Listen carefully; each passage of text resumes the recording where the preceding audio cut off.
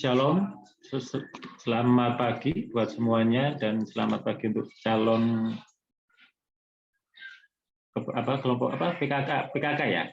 Ini oke.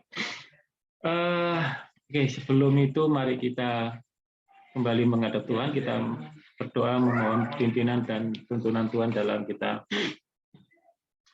merenungkan firman Tuhan dan juga beberapa materi yang akan kita bahas. Mari kita berdoa. Kami bersyukur ya Tuhan, pada pagi hari ini Engkau berikan kami kesempatan dan Engkau juga telah memilih kami boleh hadir tempat ini. Engkau pilih kami untuk menjadi para calon pemimpin kelompok kecil Tuhan. Kami percaya Tuhan ini bukan sebuah kebetulan, tapi Tuhan sudah merencanakan bagi setiap kami agar kami bisa melakukan tugas-tugas Tuhan dalam kehidupan kami di dunia ini Tuhan. Kami akan menjadi tangan Tuhan, kami akan menjadi kaki Tuhan untuk kami boleh menjalankan segala pekerjaan yang Engkau berikan dalam diri kami Tuhan. Dan saat ini Tuhan, sebelum kami menjadi pemimpin kelompok kecil, kiranya Tuhan yang boleh memberikan kami pemahaman, Tuhan boleh memberikan kami pengetahuan dan juga pengertian agar kami boleh mengerti apa itu pemimpin kelompok kecil dan apa yang harus kami kerjakan, apa yang kami lakukan di dalam kami memimpin kelompok kecil Tuhan. Terima kasih, kira Tuhan Engkau urapi hambamu yang akan menyampaikan materi dalam pertemuan pada pagi hari ini, biar kuasa Roh-Mu yang kudus yang akan senantiasa memberkati kami, mengurapi setiap kami. Hanya di dalam nama Tuhan Yesus kami berdoa dan mengucap syukur. Haleluya. Amin. Ini saya bisa share screen ya. Silakan, Pak. Ya. Oke, sebelum saya share screen, mari kita buka dalam Alkitab kita di dalam 2 Timotius 4 ya. 2 Timotius 4. Kita akan membaca dari ayat yang pertama sampai yang ke-8, tapi nanti yang akan kita jadikan bahan perenungan yaitu pada ayat yang ke-7 dan ayat 8a. Mari kita sama-sama kita membuka Alkitab kita dari 2 Timotius 4 ayat yang pertama sampai yang ke-8. Saya akan membacakan buat kita semuanya.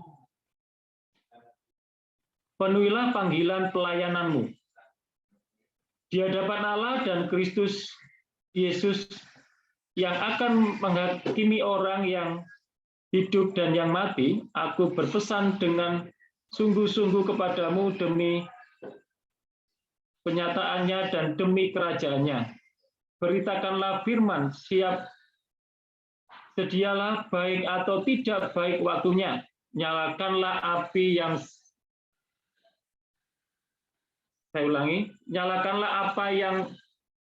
nyatakanlah apa yang salah, tegurlah dan nasihatilah dengan segala kesabaran dan pengajaran. Karena akan datang waktunya orang tidak dapat lagi menerima ajaran sehat, tetapi mereka akan mengumpulkan guru-guru menurut kehendaknya untuk memuaskan keinginan telinganya. Mereka akan memalingkan telinganya dari kebenaran dan membukanya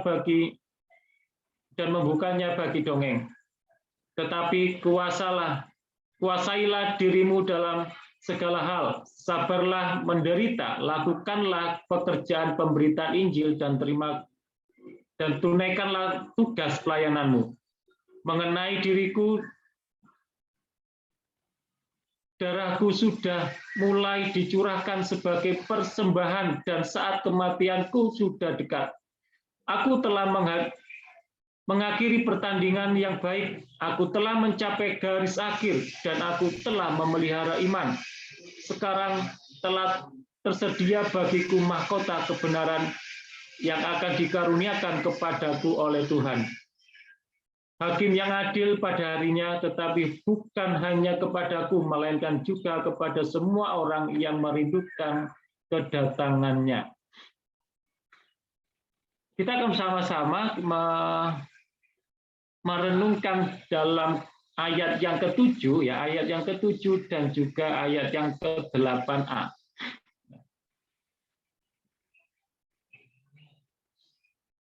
Saya akan membacakan sekali lagi untuk ayat 7 dan 8a. Aku telah mengakhiri pertandingan yang baik. Aku telah mencapai garis akhir dan aku telah memelihara iman.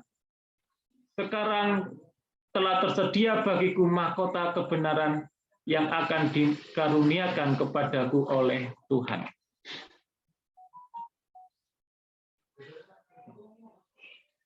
Saudara-saudara yang terkasih di dalam Tuhan, ya, Rasul Paulus di sini menggambarkan sebuah perjalanan hidupnya atau bahkan perjalanan hidup orang percaya dalam mengiringi Kristus sebagai sebuah pertandingan, di mana orang Kristen hidup itu sama seperti orang yang sedang bertanding.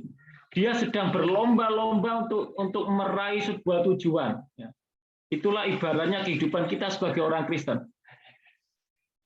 Seperti seorang pelari yang sedang berjuang dalam suatu kejuaraan olahraga demi memperebutkan sebuah medali. Nah, di mana perjalanan hidup Paulus sendiri sebagai hamba Tuhan juga merupakan sebuah pertandingan yang sangat keras yang dilalui oleh Paulus, yang harus ditempuh oleh Paulus dalam menjalani kehidupannya sebagai seorang hamba Tuhan.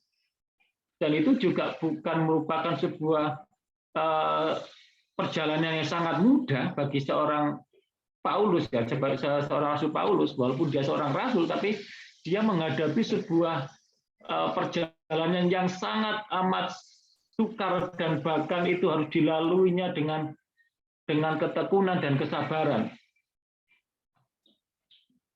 Di mana di sepanjang perjalanan sebagai pemberita Injil, ya, Paulus harus menghadapi berbagai ujian dan tantangan. Di mana tantangan ini tidak mudah. Dia walaupun sebagai seorang rasul, bukan berarti ketika seorang rasul itu bisa menjalani semua proses hidupnya dengan mudah. Justru ada ujian dan tantangan yang sering kali dia hadapi untuk mencapai tujuan akhirnya. Dia mengalami kesukaran, penderitaan, dan bahkan aniaya. Bahaya terus datang menghampiri Paulus. Ancaman dan bahkan ancaman apapun sering dihadapi dan bahkan itu mampu diselesaikan. Dan itu sudah menjadi sebuah warna dalam kehidupannya. Ketika dia menjalani sebuah proses untuk dalam memberitakan Injil, ya, sebagai hamba Tuhan di sini, tantangan, penderitaan, kesukaran, aniaya atau apapun yang dilalui itu sudah menjadi sebuah warna. Sekalipun harus membayar harga yang sedemikian rupa. Artinya apa? Di sini kita melihat Paulus ini dengan penderitaan yang dialaminya, dia harus berani bayar harga. Ada harga yang harus dibayar oleh Paulus untuk bisa menempuh proses yang harus dia lalui. Karena tidak ada sebuah tujuan dapat diraih kalau tidak melalui proses itu. Nah, untuk melalui proses itu harus ada harga yang dibayar. Kita harus berani harga, atau bisa dikatakan komitmen. Kita harus punya komitmen untuk melalui proses itu.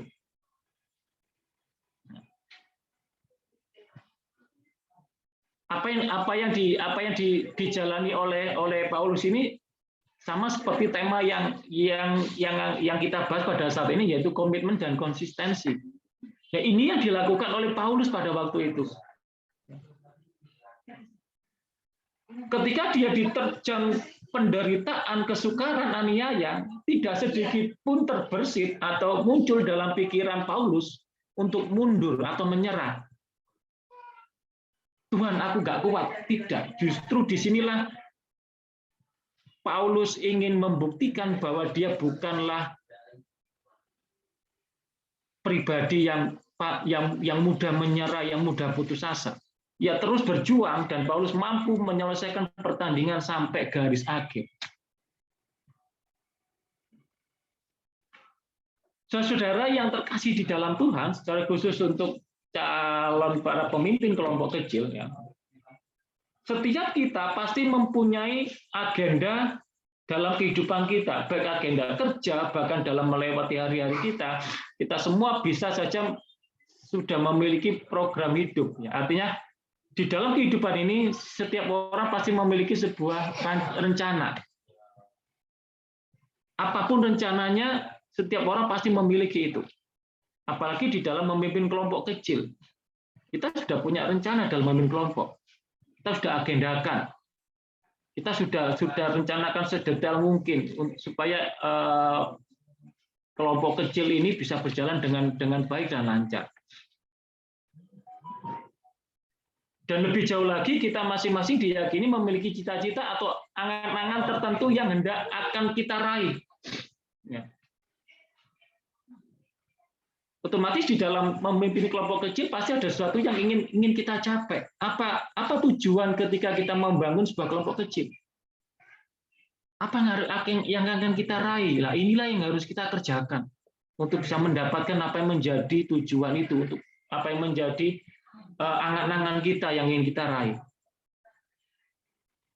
Semua orang memiliki sebuah rancangan seperti itu. Harapannya di mana rancangan itu harapannya semua dapat berjalan dengan baik dan apa yang menjadi angan-angannya dapat tercapai. Tapi dalam kenyataan hidup, baik agenda kerja, program hidup, maupun cita-cita ataupun angan-angan yang telah kita bangun atau kita rancang, bisa saja berjalan mulus, tetapi juga kadang-kadang berjalan tidak mulus.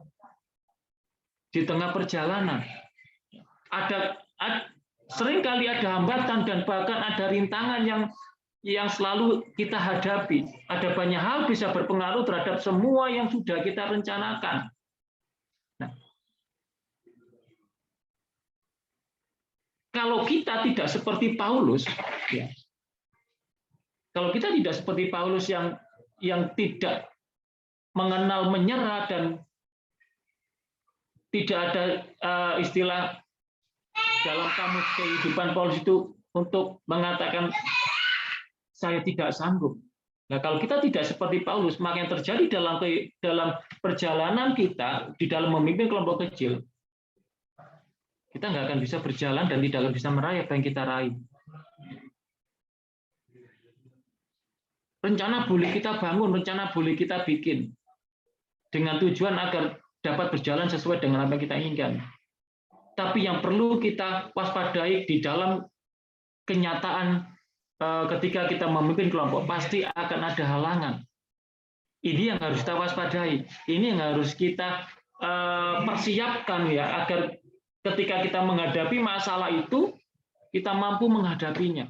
Kita siap menghadapi rintangan itu. Kalau kita renungkan dan kita analisa dan kita cermati secara baik, ya, berhasil atau gagalnya sebuah agenda kerja atau perencanaan yang kita buat, program hidup maupun cita-cita, terletak pada dua hal. Yang pertama yaitu komitmen dan konsistensi. Dan yang kedua yaitu kunci keberhasilan. Saudara yang terkasih dalam Tuhan, komitmen dan konsistensi inilah yang harus kita pegang untuk kita bisa meraih apa yang menjadi tujuan kita di dalam memimpin kelompok kecil. Komitmen dan konsistensi inilah yang dapat menolong kita, yang dapat membantu kita agar kita tidak mudah menyerah. Kalau kita nggak punya komitmen dan tidak bisa konsisten, 2-3 kali kita memimpin kelompok, setelah itu kita akan tinggalkan kelompok kecil itu.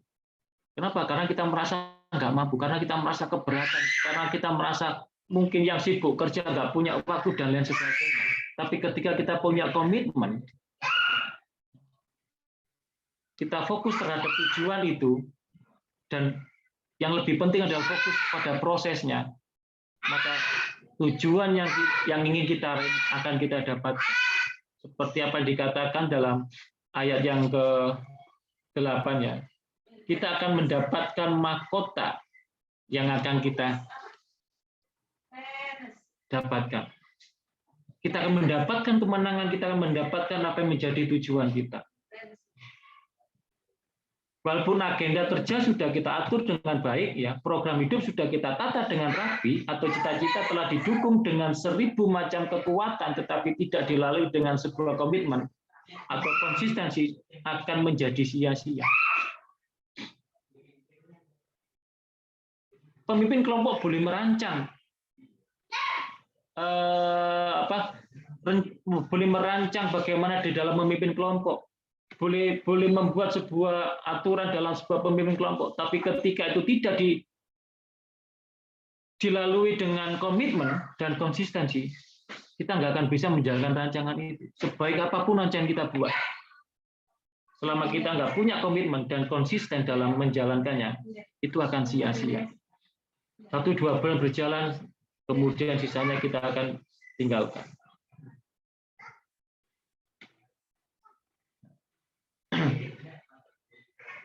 Ada banyak orang Kristen tidak lagi berjuang dalam pertandingan imannya karena merasa tidak kuat menghadapi ujian dan tantangan. Yang perlu kita ingat, di dalam memimpin kelompok itu pasti ada ujian dan ada tantangan. Ada rintangan, itu yang harus selalu kita antisipasi. Itu yang harus kita terjang, itu yang harus kita hadapi.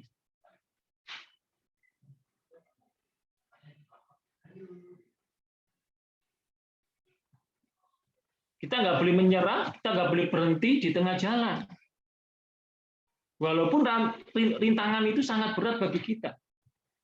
Apalagi kebanyakan pemimpin kelompok diperhadapkan dengan kesibukan, ya, kesibukan mungkin tugas kampus dan lain sebagainya, tapi itulah rintangan, itulah halangan yang harus kita hadapi.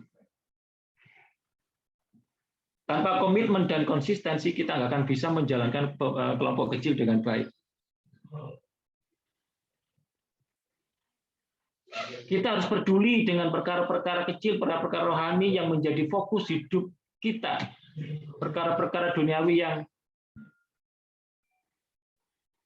kita jangan fokus terhadap perkara-perkara yang sifatnya sementara atau duniawi yang itu hanya bisa membuat kita terlena dan tidak fokus terhadap komitmen dan bahkan tujuan kita. Dan kita juga jangan lupa bahwa ada upah besar yang disediakan Tuhan bagi orang yang setia sampai akhir perjuangannya.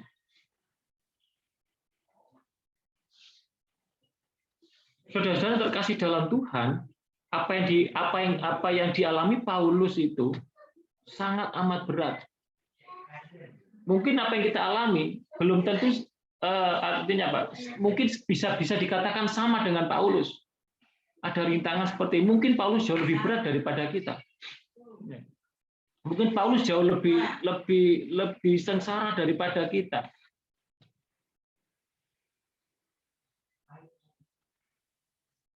Apapun masalah yang akan kita hadapi, apapun rintangan yang akan kita hadapi, yang perlu kita ingat yaitu kuncinya adalah komitmen dan konsisten.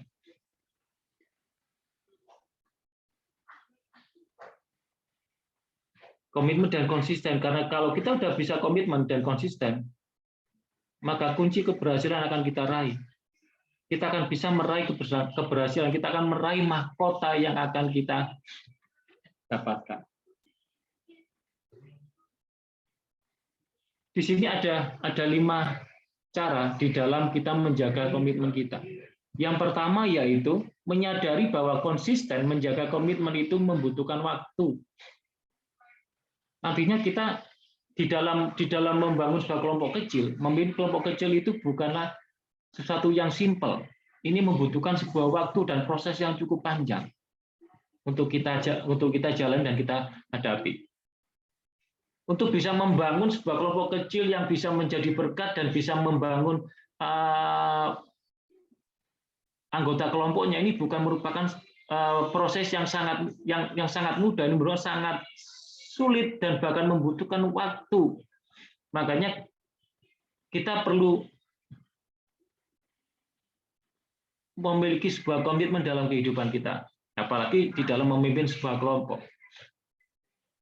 Kemudian fokus pada proses yang kedua. fokus kita jangan hanya kepada hasil akhir, tapi yang terutama adalah prosesnya. Gimana prosesnya? Ketika kita mampu berfokus, memikirkan prosesnya atau fokus kita kepada proses, maka hasilnya pun dapat kita dapatkan dengan baik. Tapi kalau kita tidak mampu fokus pada proses yang terjadi, kita abaikan proses itu, kita remehkan prosesnya, atau bahkan kita cuek terhadap proses yang terjadi, maka kita nggak akan bisa berhasil di dalam menuju titik akhir dari perjuangan itu. Yang ketiga, pelajari apa yang menjadi keinginanmu, apa yang menjadi keinginan kita di dalam memimpin kelompok kecil itu.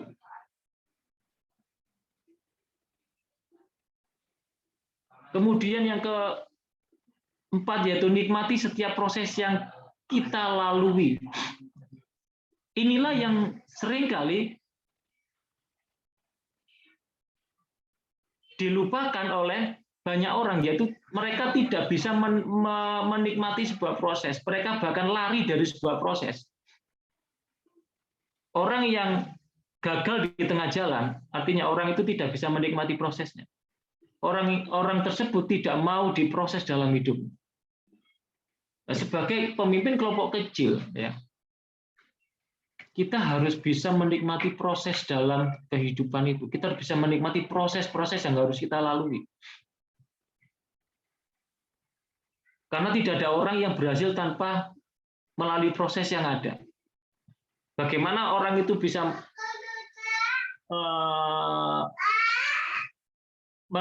fokus terhadap prosesnya, dia harus bisa dan harus mau menikmati proses yang dia jalani, yang dia hadapi, yang dia rasakan. Karena setiap orang tidak akan bisa berhasil kalau tidak bisa menikmati proses yang dilaluinya. Dan yang kelima, yaitu buatlah tujuan yang realistis. Jangan terlalu berlebihan, jangan terlalu muluk-muluk. Kenapa? Kalau ketika kita membuat sebuah tujuan yang terlalu muluk-muluk, terlalu berlebihan, kita nggak akan mampu untuk meraihnya. Karena kita akan melihat, kok tujuannya seperti ini, kalau seperti kok kayaknya saya nggak mampu. Buatlah yang realistis, yang mampu kita kerjakan, sehingga kita menjalani proses, kita bisa menikmati, kita bisa fokus terhadap proses itu, dan bahkan kita akan dapat meraih hasil akhirnya nanti. Ketika kita membangun sebuah kelompok kecil, apa yang harus kita tujuan apa yang ingin kita raih? Nah, tujuan ini jangan terlalu berlebihan, jangan terlalu tinggi-tinggi, realistis saja.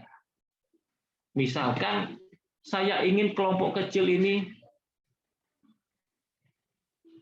bisa menjadi rekan sekerja Allah nantinya.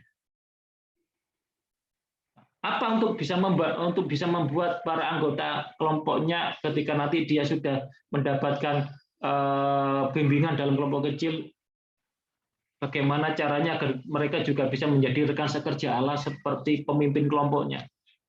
Ini yang harus saya lakukan, ini perencanaan seperti ini. Dan itu ketika kita sudah berencana seperti itu, nah ini perlu yang namanya komitmen. Perlu yang namanya konsisten, dijalani satu persatu dengan setia dan fokus terhadap proses yang dijalani.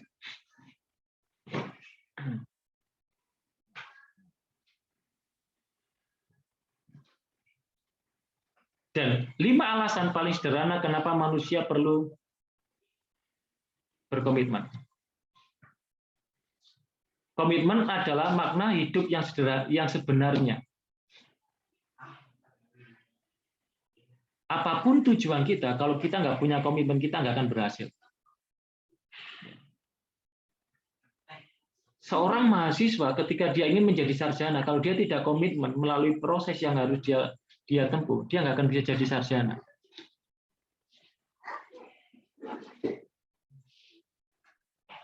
Ketika seorang mahasiswa kedokteran ingin lulus menjadi dokter, gimana caranya, apa yang harus dia lakukan untuk bisa menjadi seorang dokter? Dia harus bisa melalui proses-proses yang harus dihadapi dengan komitmen dan konsistensi. Kalau dia harus menempuh jarak seperti ini, harus menempuh langkah ini, itu yang harus ditempuh. Dan dia harus komitmen terhadap proses itu. Fokus terhadap proses yang dialami dan dinikmati. Ketika kita sudah fokus dan komitmen konsisten dan bahkan menikmati prosesnya dalam komitmen yang kita miliki, proses kita yang kita hadapi, yang kita jalani, segala sesuatunya dapat dengan mudah kita jalani. Seberat apapun itu rintangannya, seberat apapun prosesnya, kita sangat mudah untuk menjalani. Ketika komitmen konsisten, fokus dan bahkan menikmati proses, kita akan mudah menjalaninya. Yang kedua, sumber kebahagiaan datang dari pembelajaran untuk terus bersinergi dengan komitmen yang kita pilih. Komitmenlah yang mendewasakan kita. Menghindari komitmen tidak akan mendatangkan kepuasan apapun. Jangan pernah kita mundur di tengah jalan. Jangan pernah kita melupakan komitmen yang sudah kita buat. Komitmen itu kan janji kita kepada Tuhan. Jangan pernah kita melupakan itu. Hadapi terus, jalani terus komitmen itu dengan setia. Dan yang terakhir, cobalah hidup dengan satu pasangan, satu tempat tinggal, satu pekerjaan, maka kita bisa lebih fokus. Fokus terhadap satu, misalkan saya membangun sebuah kelompok kecil, saya akan fokus terhadap kelompok ini, saya tidak akan beralih ke yang lainnya, saya tidak akan fokus terhadap yang lainnya, fokus terhadap itu. Sama seperti seorang yang sedang berpacaran, kita harus fokus dengan pasangan kita, jangan fokus dengan orang lain. Kita fokus dengan tempat tinggal kita, apa yang harus kita perbuat di sini, apa yang harus kita lakukan di sini. Fokus terhadap satu pekerjaan.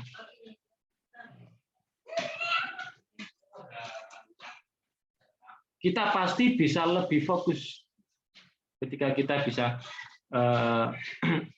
hidup dengan satu pasangan, satu tempat tinggal, satu pekerjaan.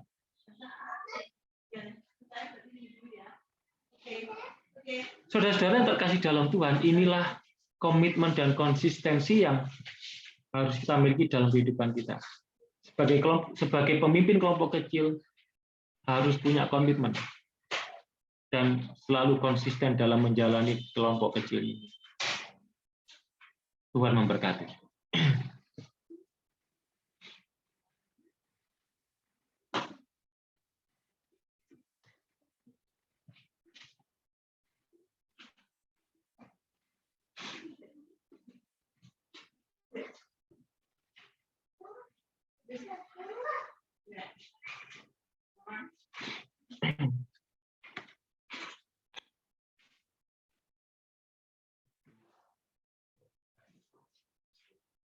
Mari kita berdoa lebih dahulu untuk menanggapi firman Tuhan yang sudah kita bahas bersama, yang sudah kita renungkan bersama mengenai bagaimana kita harus berkomitmen dan konsisten dalam menjalani sebuah aktivitas kita, pekerjaan kita, ataupun apa yang menjadi perencanaan kita. Mari kita berdoa kepada Tuhan. Tuhan, kami bersyukur Engkau telah memberikan kami pengertian dan juga pemahaman tentang apa itu komitmen dan konsisten dalam kehidupan kami, Tuhan. Ketika Engkau sudah memilih kami menjadi seorang pemimpin kelompok kecil, Engkau telah memberikan kami tanggung jawab dan ajari kami, ingatkan kami selalu untuk bisa selalu setia dengan komitmen dan konsisten dalam menjalani sebagai pemimpin kelompok kecil ini, Tuhan. Dengan komitmen dan konsistensi inilah kami bisa menjalankan kelompok kecil ini dengan baik dan bahkan kami bisa meraih hasil akhir yang ingin kami raih, Tuhan. Terima kasih. Kau jadikan kami pemimpin kelompok kecil yang tidak mudah patah semangat, yang tidak mudah menyerah, tapi memiliki semangat yang seperti Paulus. Dia tidak mudah menyerah apapun yang terjadi, apapun halangan, rintangan, dan bahkan masalah yang dihadapi, dia terus dengan setia, dengan komitmen yang dia miliki, dan juga dengan membayar harga. Karena Paulus juga tidak ingin sia-sia perjalanannya, Tuhan. Kami pun juga ingin seperti itu, Bapak. Kami tidak mau sia-sia di dalam membangun sebuah kelompok kecil ini. Kami ingin kelompok kecil ini bisa meraih apa yang menjadi tujuannya. Terima kasih Tuhan, kami serahkan semuanya di dalam nama Tuhan Yesus Kristus yang telah memilih kami. Haleluya. Amin. Oke, saya kembalikan kepada Melanie.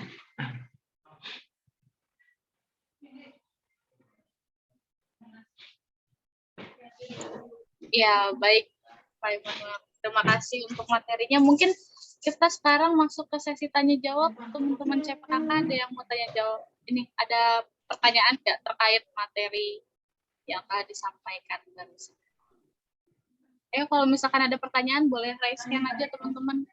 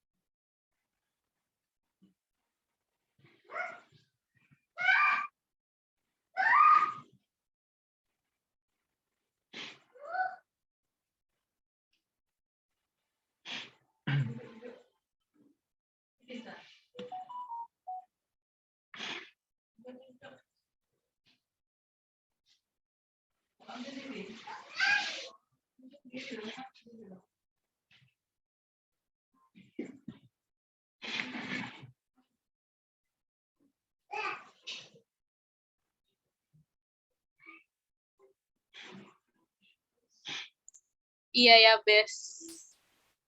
Silakan ya, Bes. Ada pertanyaan. Oke, ya. Makasih Melanie, makasih juga buat Pak Immanuel atas firman-Nya yang sangat memberkati. Saya ingin bertanya tentang komitmen.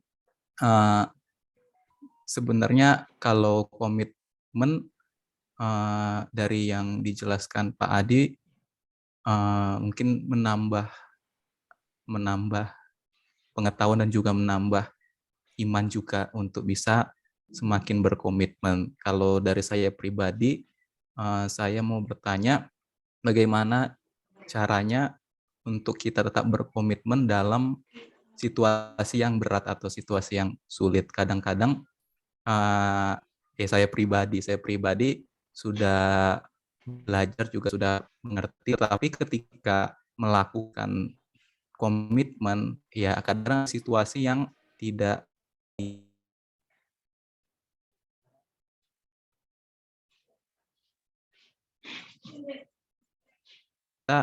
kita lihat juga ya mereka juga meninggalkan komitmen itu. Ya mungkin pertanyaan saya ya bagaimana caranya ya supaya tetap berkomitmen walaupun mungkin ya situasi yang kita alami sedang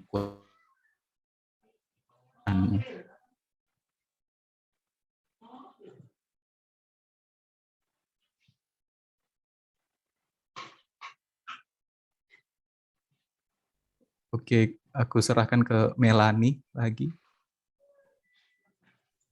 Ya, ini mungkin Pak Immanuel mau langsung jawab, Pak. Ya, bentar. Pertanyaan yang tadi apa? Bagaimana?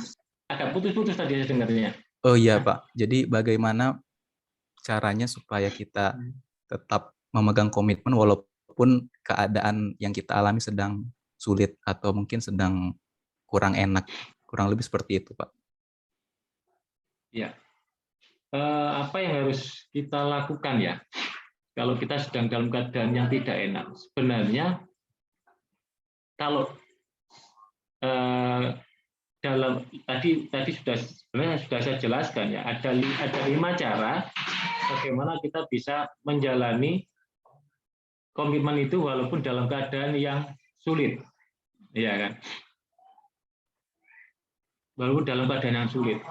Sebenarnya ada 5 langkahnya, tadi sudah saya jelaskan di tulisan tadi, yaitu yang menyadari bahwa konsisten menjaga komitmen itu membutuhkan waktu. Artinya ya kita harus sering berlatih dan dalam hal-hal yang kecil yang kita lakukan secara rutin setiap harinya agar kita mampu membawa menuju arah yang ingin kita tuju.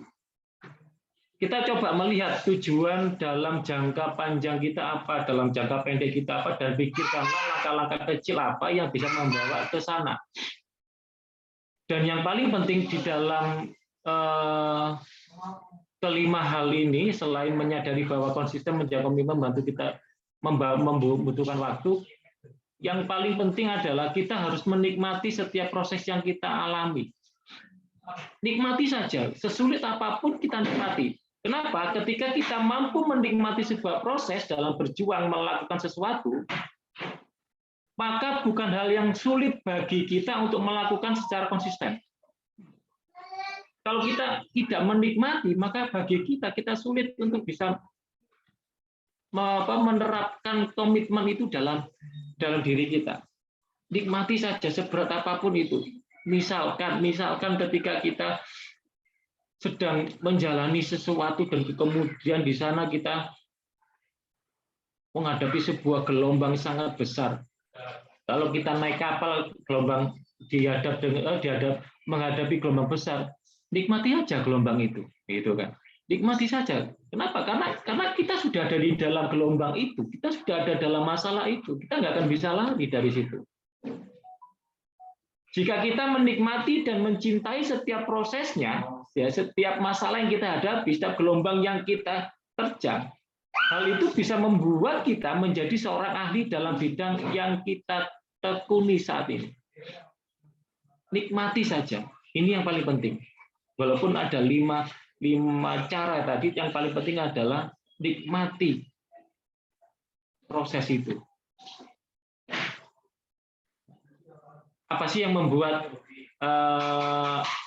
orang bisa tekun dalam berjuang sampai berhasil meraih sebuah tujuan dan menjadi kebanggaan?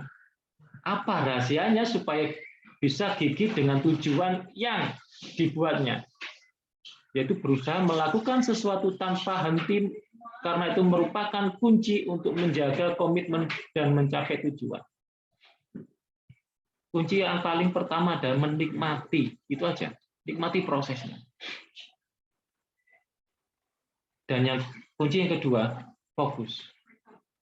Ketika kita menikmati proses itu dan kita fokus apa sih yang dimau dari proses ini,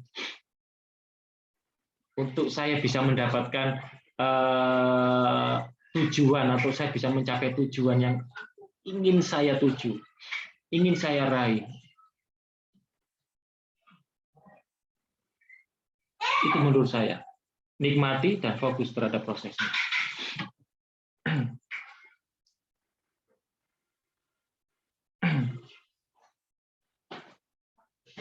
Seperti ya guys, ya, menikmati dan fokus terhadap prosesnya.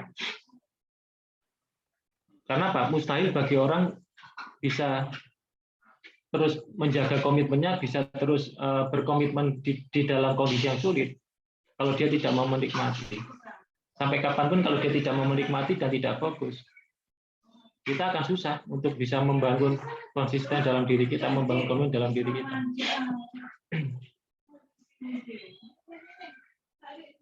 Dan satu yang paling penting yaitu berdoa. Itu yang paling penting, berdoa. Jangan lupa itu, walaupun saya menikmati, kalau menikmati tanpa doa ya berat bagi kita. Itu penjelasan saya. Oke, ya, terima kasih. Sama. Oke, ya. Terima kasih Pak atas jawabannya.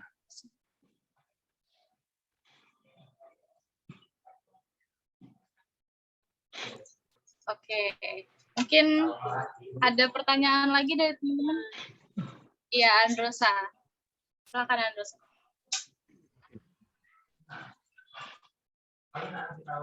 Suaranya udah masuk ya? Oke, Masuk, jadi ya sebelumnya terima kasih Pak atas penjelasan dari kebetulan ini. Jadi yang saya mau tanyakan tadi itu sebenarnya ada hubungannya dengan pertanyaannya habis itu. Kan jadi kalau misalnya dalam case-nya ini kan dalam sebuah kelompok kecil ya, itu ya oke lah kalau misalnya dari PKK-nya yang berkomitmen dan mengalami kesusahan, mungkin jawabannya sudah terjawab tadi. Tapi kalau misalnya apa ya, kan pasti dari kelompok kecil itu nggak apa ya, tujuannya nggak cuma dari PKK saja, tapi ya kita juga ingin anak-anaknya sama-sama mau berkomitmen dan bisa konsisten gitu. Nah, mungkin dari pengalamannya Bapak sendiri aja, atau ada saran gitu, cara apa ya, cara mengajak atau membawa orang lain itu yang mungkin mereka yang kesusahan atau belum berani berkomitmen itu menghadapinya seperti apa gitu Pak? Gitu mungkin. Terima kasih Guru.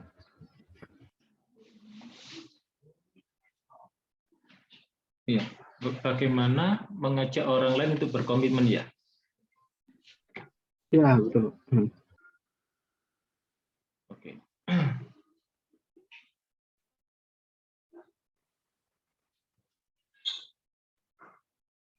Bentar.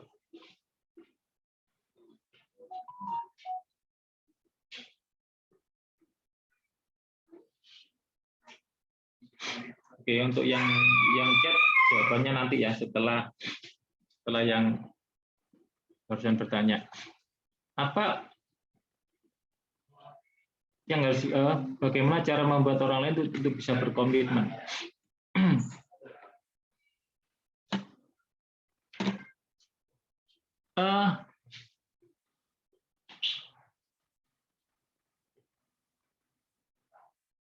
Mungkin ini pengalaman saya yang pernah saya alami ketika saya memimpin kelompok kecil. Bagaimana kita membuat orang lain juga bisa berkomitmen, tidak hanya pemimpin kelompoknya saja yang berkomitmen.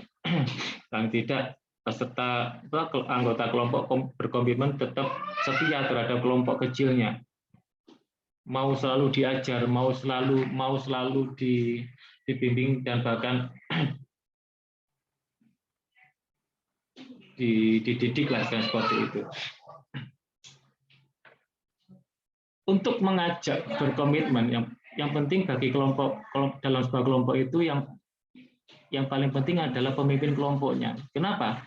Pemimpin kelompoknya. Ketika pemimpin kelompok bisa memberikan teladan bagaimana dia bisa hidup konsisten di dalam kelompok kecil itu, maka kelompok kecilnya pun juga akan mengikuti apa yang telah dilakukan pemimpin kelompoknya. Karena pemimpin kelompok ini punya pengaruh besar. Ketika pemimpin kelompok ini tidak punya komitmen dan tidak konsisten terhadap kelompok kecilnya, ya kita mau mengharapkan komitmen dari dari anggota kelompok kecil kita juga akan mengalami kesulitan. Kenapa? Karena para anggota kelompok kecil ini akan melihat pemimpin kelompok saya aja nggak komitmen, nggak konsisten, gitu kan? Bagaimana anggota kelompoknya bisa komitmen kalau pemimpinnya itu sendiri tidak punya komitmen? Ini yang saya alami ketika membangun sebuah kelompok kecil. Untuk mengajak kelompok kecil, anggota kelompok kecilnya ini bisa memiliki komitmen, ya kita harus berkomitmen lebih dahulu, memberikan contoh kepada mereka dalam diri kita, maka mereka akan mengikuti. Mereka akan melihat, gitu kan, kekonsistenan kita selama menjadi pemimpin kelompok itu ternyata dia konsisten. Misalkan sesuai setiap hari Senin, Selasa mengadakan kelompok, bisa hari Jumat ada kelompok kecil, dan itu konsisten terus, pemimpin kelompoknya terus bisa hadir dan bisa ada untuk anggota kelompoknya. Ketika satu hari tidak ada pertemuan kelompok kecil, mungkin si pemimpin kelompok kecil ini mengganti hari atau bahkan mencoba menghubungi para anggotanya untuk bisa menanyakan bagaimana keadaan dan lain sebagainya. Artinya di dalam menjadi pemimpin kelompok itu, kita tidak hanya memimpin di dalam sebuah kelompok kecil pada saat pertemuan, tapi bagaimana kita bisa memberikan perhatian secara konsisten juga bagaimana keadaan anggota kelompoknya ketika tidak ada pertemuan misalkan. Ya paling tidak gimana kabarnya, bagaimana saat ini, bagaimana saat teduh dan lain sebagainya. Apa yang bisa dibantu, apa yang bisa didoakan. Inilah yang konsisten, komitmen seperti inilah dengan konsisten, maka para anggota kelompok ini juga akan mengikuti dan bahkan dia ingin artinya membangun sebuah komitmen dalam dirinya juga. Kenapa? Karena dalam pemimpin kelompoknya, pemimpinnya aja bisa seperti itu. Artinya ada teladannya. Para anggota pun juga akan meneladani hal itu, walaupun tidak semua. Misalkan ada dalam kelompok itu ada 5 anggota, ya paling tidak 2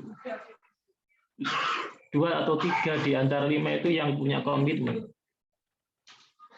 Ya syukur-syukur kalau semuanya bisa punya komitmen, itu akan jauh lebih baik. Artinya pemimpin kelompok lain harus memberikan teladan. Kita nggak bisa menyuruh orang kamu harus komitmen, nggak bisa. Komitmen itu muncul dalam diri kita melalui teladan yang ada.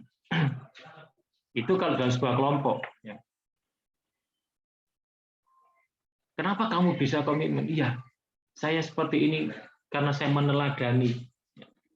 Kayak tadi kita meneladani Paulus. Kenapa kamu bisa? Paulus saja bisa seperti itu.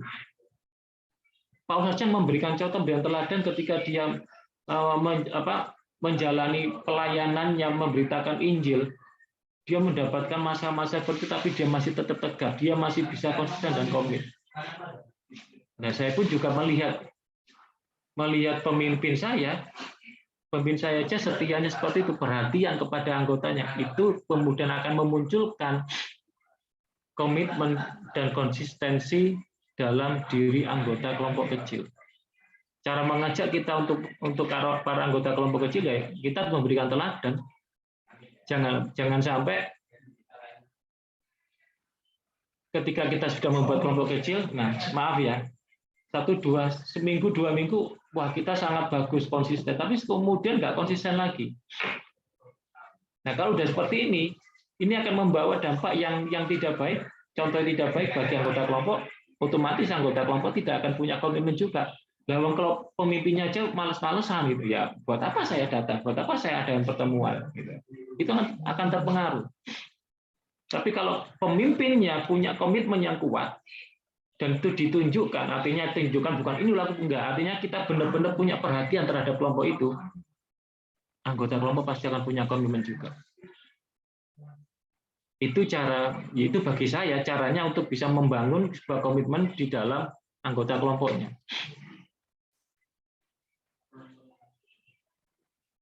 Seperti itu.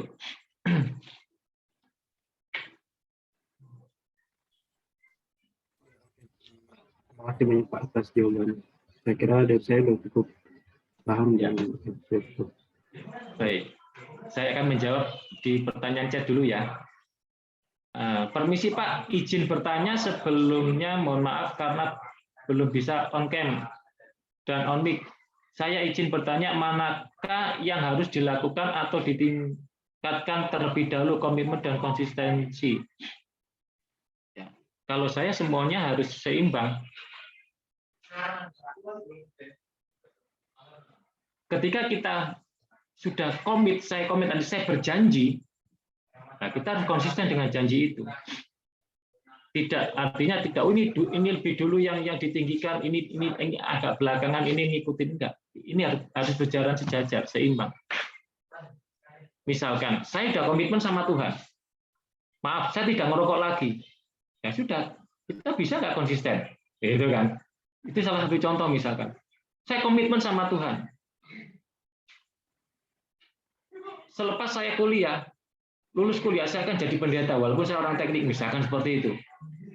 Nah, kita bisa konsisten nggak dengan komitmen kita? Itu harus kita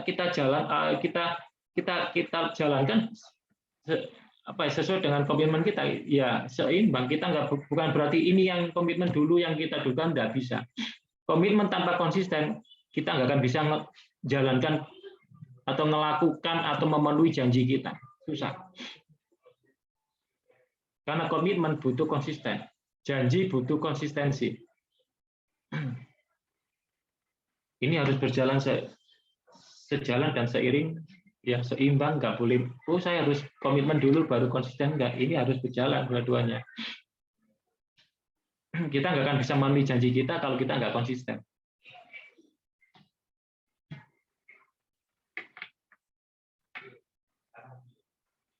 Siapa ini tadi yang bertanya? Si Joseph. Ya, seperti itu Joseph. Komitmen harus diikuti oleh konsisten.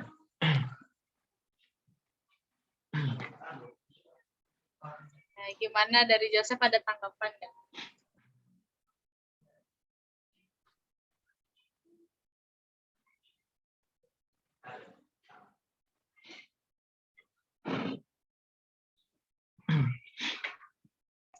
Oke, mungkin teman-teman yang lain ada yang mau bertanya lagi? Silakan langsung raise hand aja.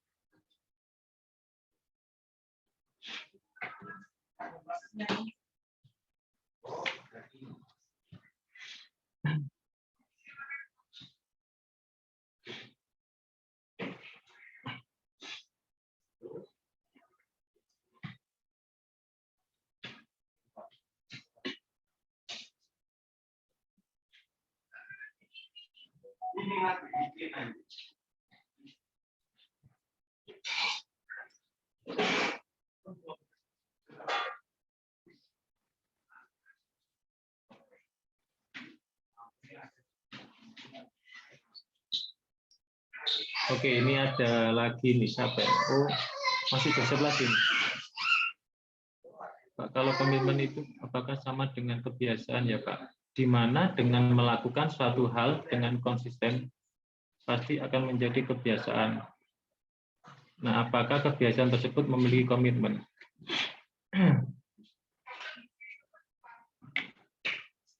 Apakah kebiasaan tersebut memiliki komitmen?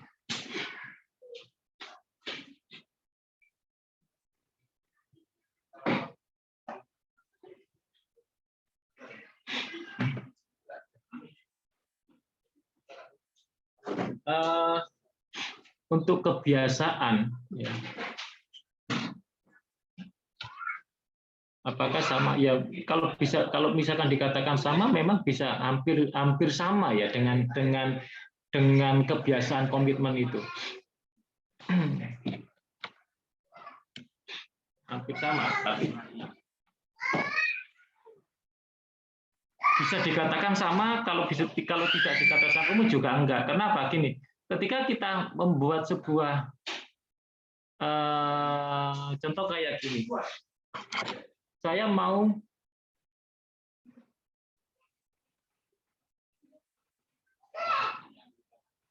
menjalani hidup saya, ya hidup saya mulai hari ini misalkan.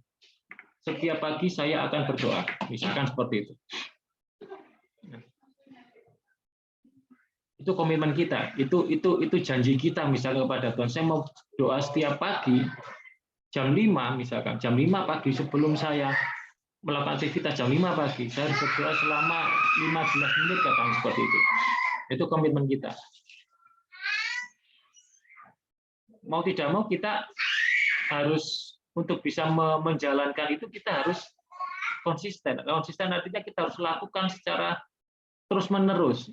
Ya, dan itu yang akhirnya bisa membangun kebiasaan kita. Akhirnya ketika kita memiliki kehidupan doa itu dalam setiap paginya itu sudah menjadi kebiasaan kita. Karena apa? Karena kita sudah membangun membuat komitmen dan membangun konsisten dalam kehidupan doa kita.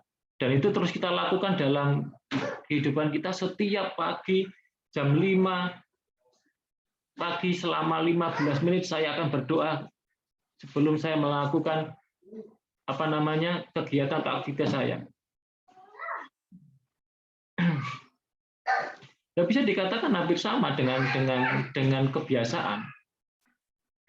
Bisa dikatakan kebiasaan ini muncul dari kekonsistensian kita selama kita membangun komitmen. Ya, komitmen kita bangun, kita buat supaya komitmen ini bisa bertahan, ya kita harus konsisten dengan komitmen kita, dengan janji kita. Saya setiap pagi harus berdoa dan itu terus kita lakukan setiap hari. Dan akhirnya menjadi kebiasaan kita.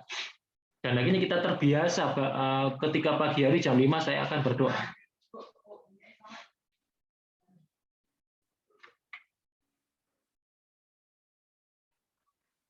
Sebenarnya kebiasaan itu ya hampir sama dengan konsisten.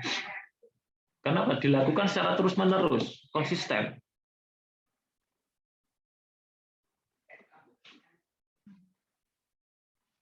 Hampir sama. Bisa juga dikatakan sama ya. Bisa juga dikatakan sama.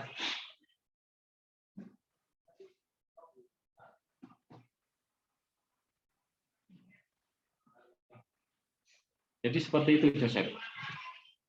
Kita punya komitmen, kita punya janji, kemudian gimana kita bisa memenuhi janji ini, ya kita harus konsisten dengan janji itu. Misalkan janjinya kayak tadi, bangun pagi saya berdoa jam 5 sore, jam 5 pagi selama 15 menit, itu janji saya kepada Tuhan. Nah, saya harus konsisten. Nah, konsisten ini ya kita harus lakukan setiap pagi, terus-menerus, dan akhirnya ini menjadi sebuah kebiasaan, dan kita akan terbiasa.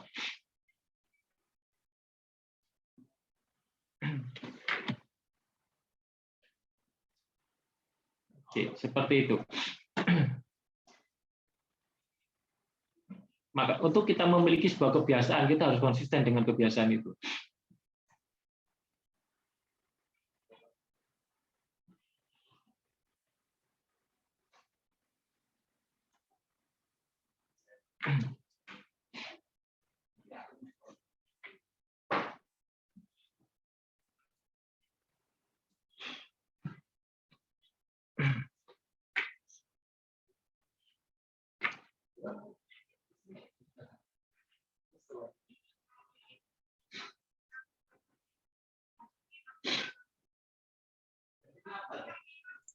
Baik. Dari Joseph apa ada tanggapan lagi?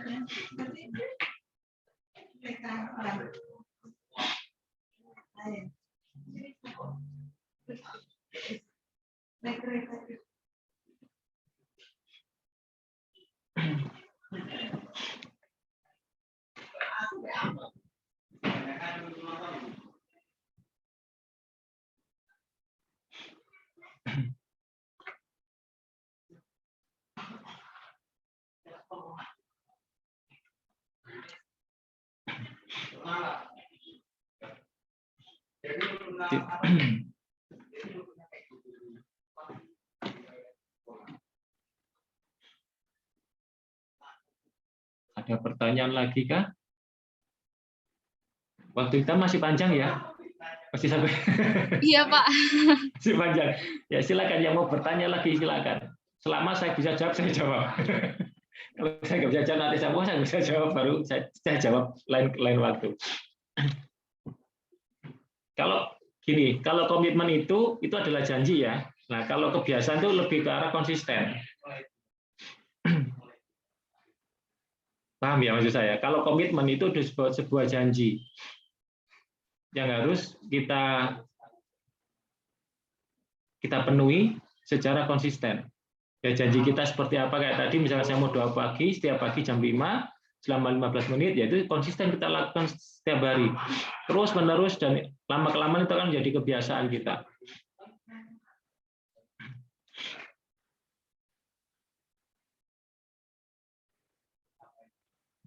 Ya kayak membangun kelompok kecil.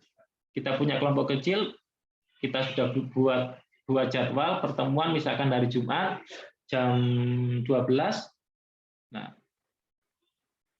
untuk bisa memenuhi janji itu apa yang kita lakukan? Ya kita harus konsisten. Setiap hari Jumat jam 12 terus kita lakukan setiap Jumat. Nah, akhirnya menjadi kebiasaan lama-lama.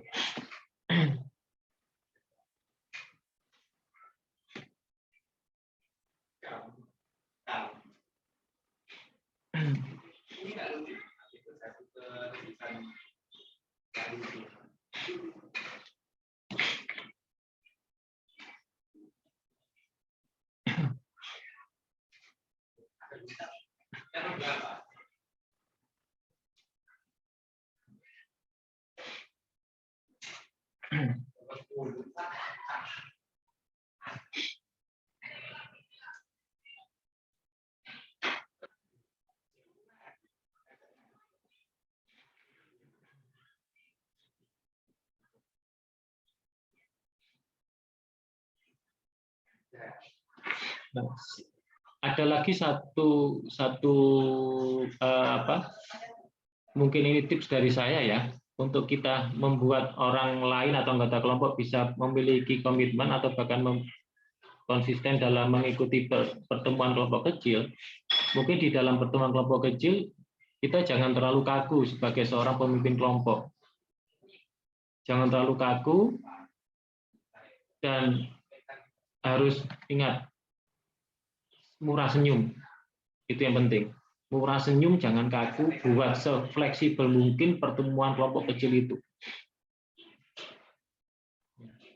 Baik senyaman mungkin. Kenapa? Dengan seperti itu, para anggota kelompok kecil ini akan semakin senang mengikuti kelompok kecil.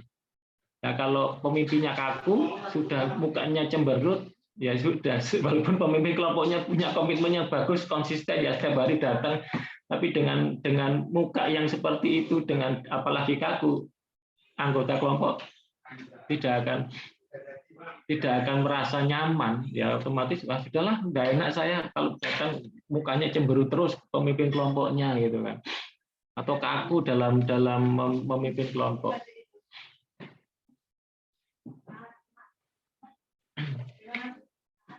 Ya paling nggak di dalam kelompok sering diajak bermain, ya walaupun tidak sering bermain, artinya buatlah sebuah metode-metode yang membuat nyaman para anggota kelompok kita. Kita pun juga nyaman dalam memimpin kelompok itu.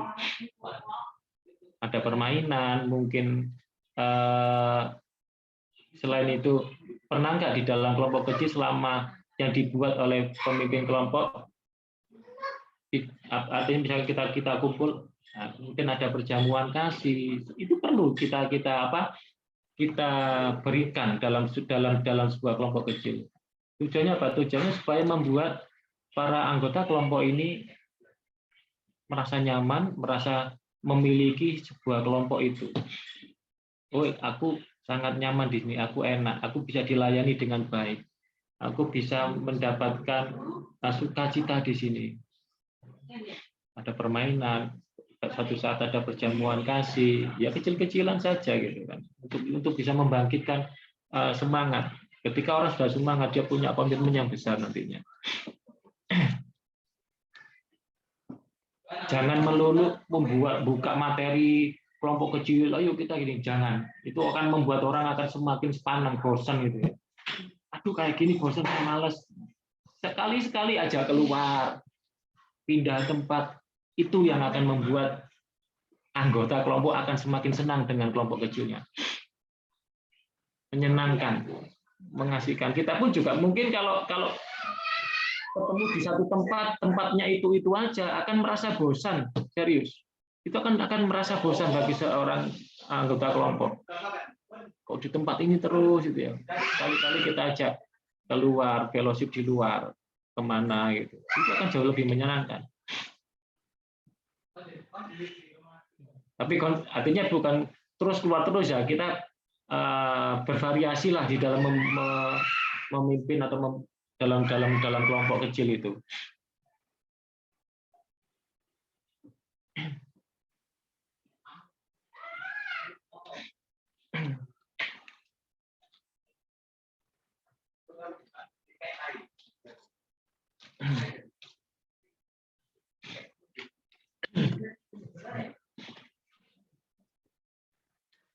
Oke, ada pertanyaan yang lain silakan. Waktunya masih ada ya.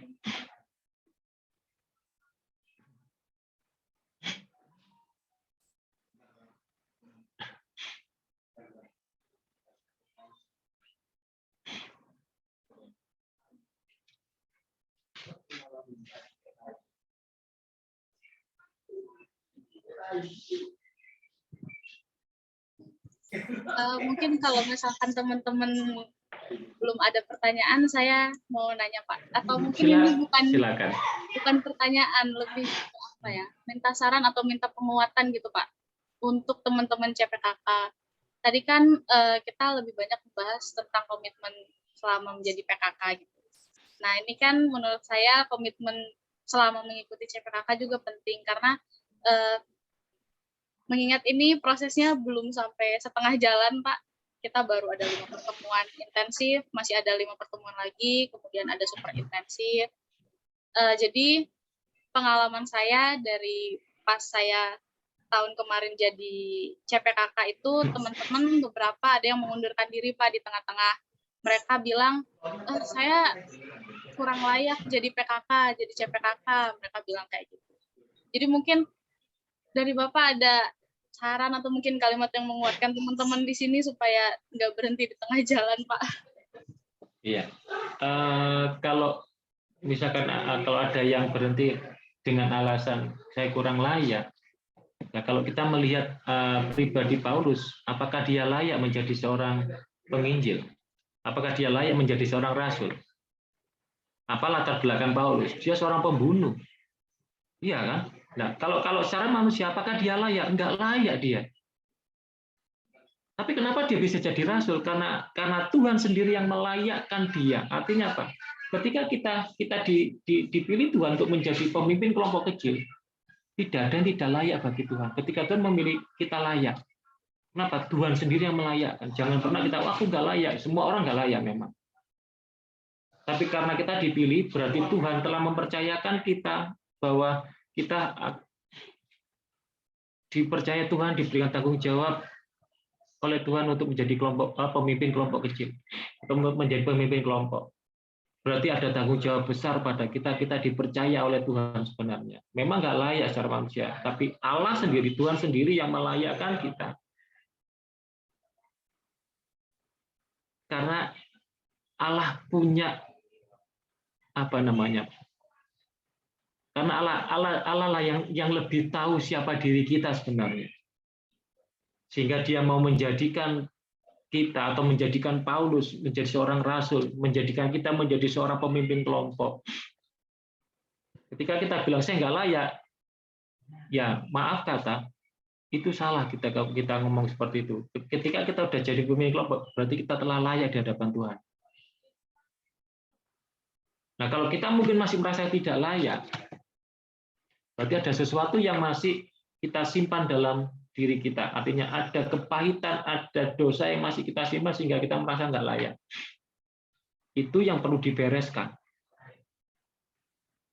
Kalau itu nggak dibereskan sampai kapanpun, pemimpin kelompok ini akan merasa nggak layak. Karena apa? Karena masih ada sesuatu yang belum dibereskan dalam dirinya. Ketika dia sudah ada pemberesan dalam dirinya, dan dia yakin bahwa Tuhan yang telah melayakkan dia, Tuhan yang telah memilih dia, maka dia tidak akan mengatakan, aku nggak layak. Ya memang semua orang nggak akan layak di hadapan Tuhan, tapi Tuhan yang melayakkan kita. Jadi jangan pernah mengatakan, aku nggak layak, aku nggak layak. Kita semua layak di hadapan Tuhan.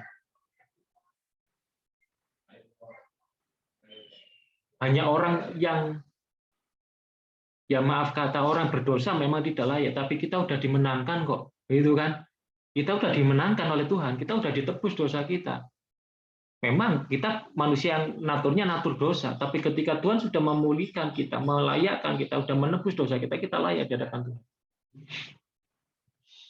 Kita udah jadi pemimpin, ya kita sudah dipilih sebenarnya. Tidak perlu kita kemudian meragukan pilihan Tuhan. Jalankan, jangan pernah merasa seperti apa Paulus tadi katakan, jangan pernah berhenti sedikit pun, apapun itu halangannya. Saya rasa orang-orang yang seperti itu, ya yang mengatakan alasannya, aku nggak layak, sebenarnya dia bukan itu alasan utamanya. Mungkin, ya maaf, ketika dia menemukan rintangan-rintangan, dia nggak mampu untuk menerjang rintangan itu. Ya karena mungkin dia menemukan titik jenuh, kemalasan, atau mungkin karena kesibukan sehingga dia mengatakan aku nggak layak. Itu hanya alasan yang paling apa ya, paling mudah bisa diterima orang mungkin ya. Aku nggak layak gitu. Alasan umum itu sebenarnya, aku nggak layak.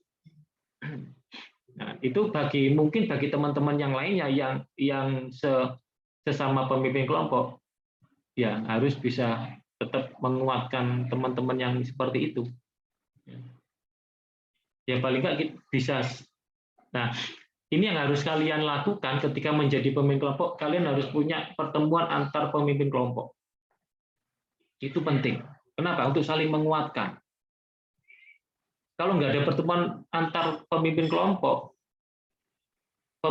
ini siapa yang menguatkan? Itu perlu. Pemimpin kelompok menguatkan anggota kelompoknya.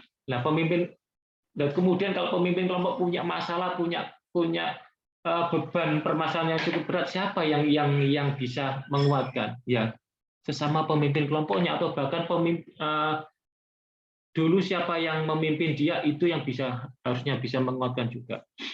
Misalkan Melani punya anggota kelompok ya, kemudian anggota kelompok ini sudah diutus dan punya anggota kelompok lagi.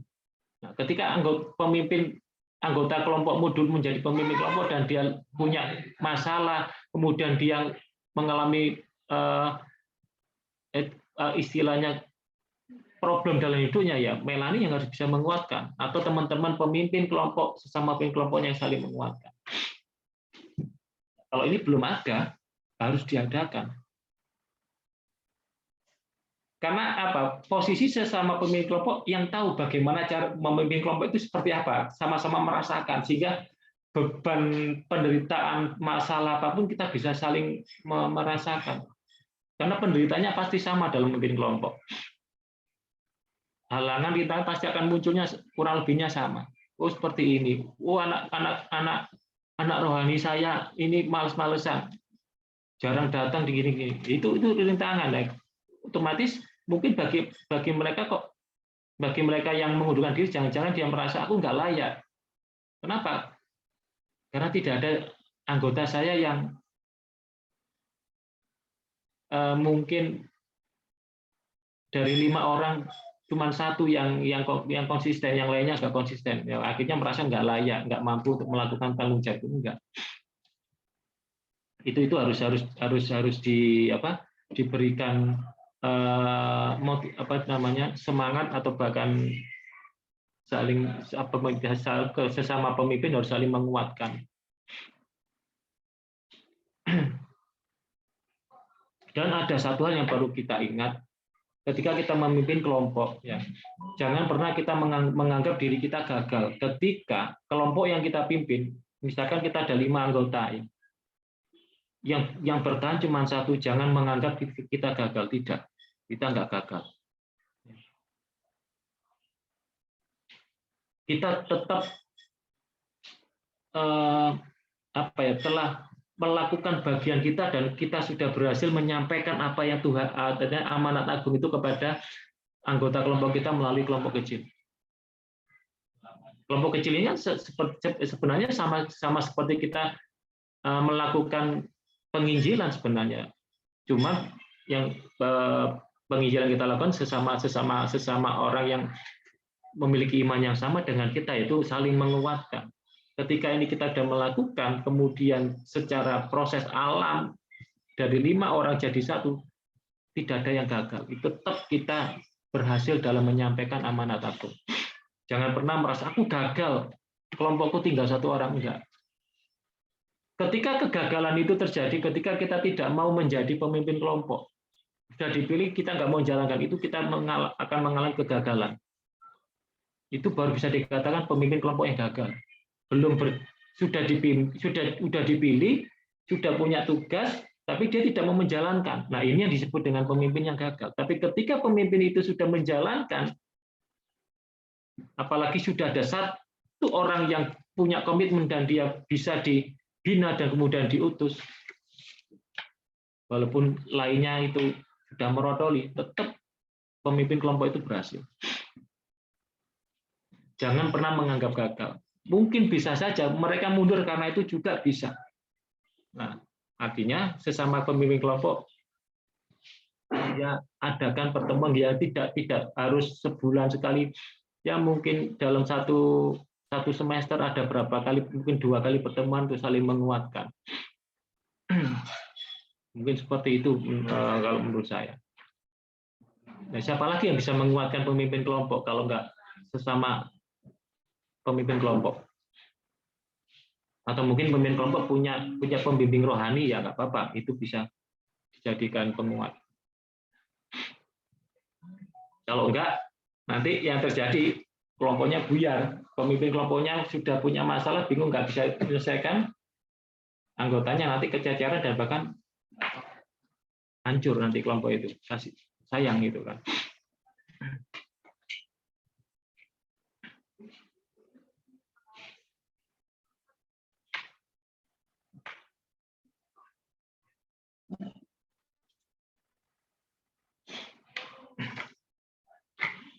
Oke, seperti itu Melanie ya.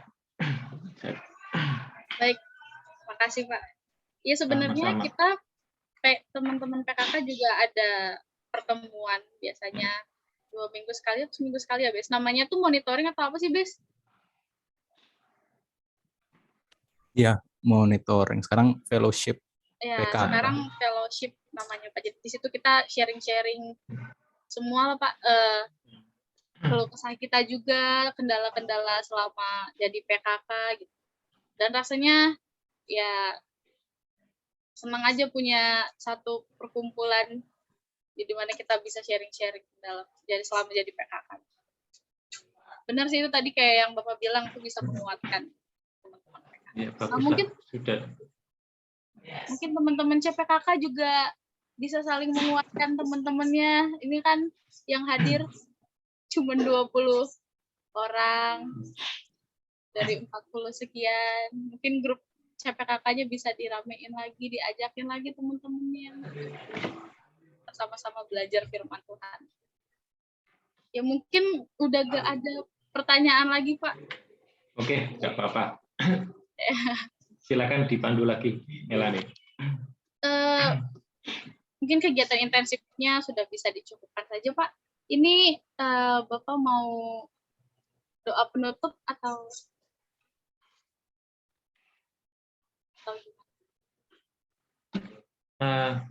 terserah. Gimana? Anunya sampai jam berapa toh? Sampai jam 12 sebenarnya, Pak. Tapi gak apa-apa kalau misalkan udah gak ada pertanyaan lagi, mungkin kita cukupkan saja, Pak.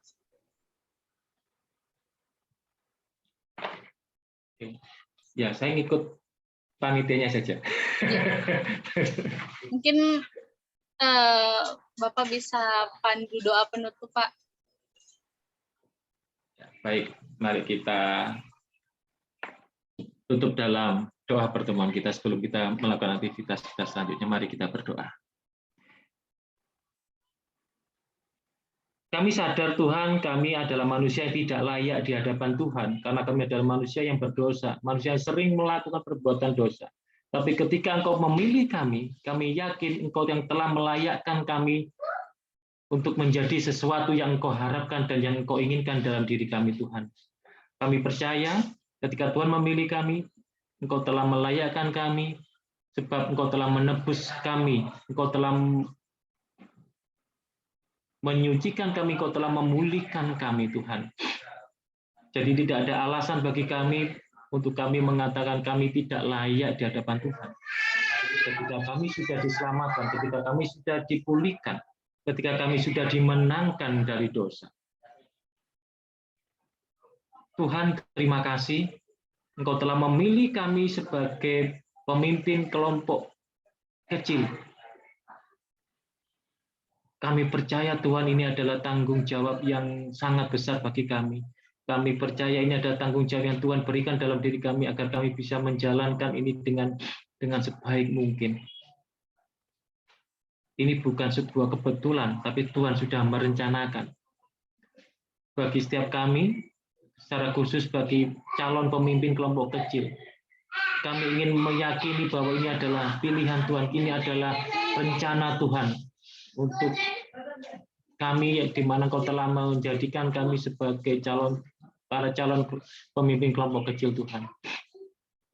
Dan kami ingin memiliki komitmen dalam diri kami, dan kami menjalankan komitmen itu dengan konsisten, agar kami bisa menjalankan tugas Tuhan di dalam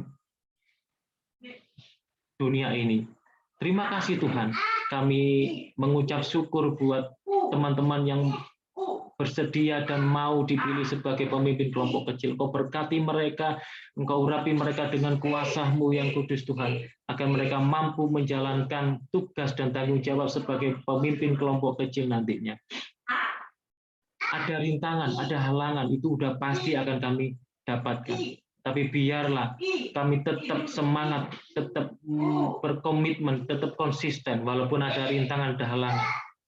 Karena kami percaya Engkau ada di setiap langkah kami, Engkau ada, dan Engkau akan selalu menolong kami ketika kami menghadapi masalah itu, Tuhan. Terima kasih Bapak, kami akan mengakhiri pertemuan ini. Biarlah Engkau memberkati kami pribadi lepas pribadi kami sebelum kami melakukan segala sesuatunya setelah pertemuan ini, Tuhan. Arahkan hatimu dan terimalah berkat dari Tuhan. Kasih karunia dan damai sejahtera dari Allah Bapa yang diberikan melalui Tuhan Yesus Kristus dengan penyertaan kuasa Roh-Nya yang kudus senantiasa memberkati kita dan menyertai kita saat ini sampai selama-lamanya. Haleluya. Amin. Terima kasih Pak.